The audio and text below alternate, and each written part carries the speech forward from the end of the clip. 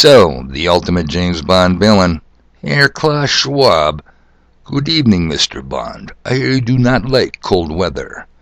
Has declared God is dead, and the World Economic Forum is acquiring divine powers, quote unquote. Boy, according to Schwab, I wasted my time yesterday making that podcast. And Herr Schwab's right-hand man, Israeli nationalist Yuval Harari, said Jesus is the original fake news. Well, goddamn. So, if God is dead and the World Economic Forum is acquiring divine powers, by the way, less than 100 people think they own this planet, flat Earth, and tell 8 billion people what to do. Now, how can we ever let that happen? So if God is dead and WF is acquiring divine powers, where is the source of these divine powers? Now, you might be tempted to say, what Herr Klaus Schwab means is that technologies now exist where they can play God. But I don't think so, people. You see, we are back to words again. God, is that a name, people? Or is that a title? Man, I'll tell you what. If I got $1 for every time I said or posted, God damn, some Christian wannabe jumps my ass saying, the commandment clearly state taking the Lord's name in vain is a sin, I'd be a wealthy man. I shit you not. Now, master this, people.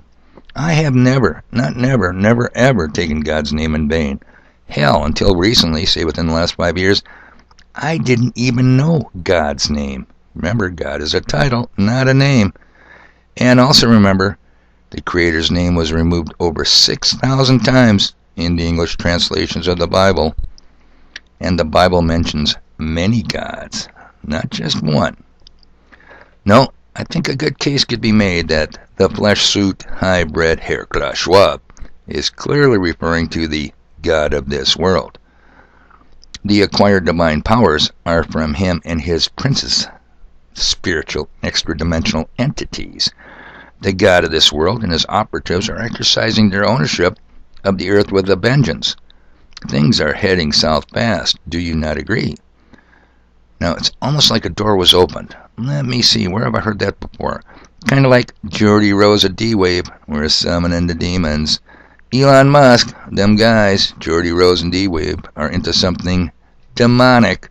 And CERN, of course, over there in Switzerland. What are they messing with? Trust me, people, there are no zero physical solutions to spiritual problems. Go ahead and prove me wrong. Vote harder in 2024, if we make it to 2024. And I'm not going to talk about the Bible today, people. Nope. But we're going to be talking, and I'm just getting started, on Monday, the second day of the week, the 5th of December, 2022. Or, so we've been told.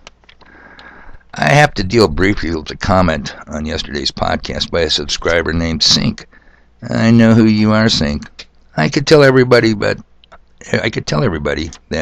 Hot Betty and Lieutenant Commander McHale call you Fat Jesus, but I won't.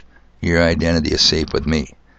But I will tell you that a guy known only as Otis and myself have to run to Rugby today to pick up supplies, and we will stop in and visit and discuss this matter face to face.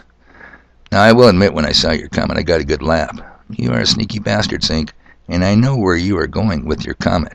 And what, by the way, was Sink's comment? 2 words, people. Murray blushes. Yep, in yesterday's podcast, I never mentioned where Murray comes from and how he got here. But I assure both the Old Testament and the New Testament point him out time and time again. For people with inquiring minds, I'll give you just one of many clues. John chapter 8, verse 44. Look it up or don't. Now, moving on to other issues. You guys know I love old sayings, right?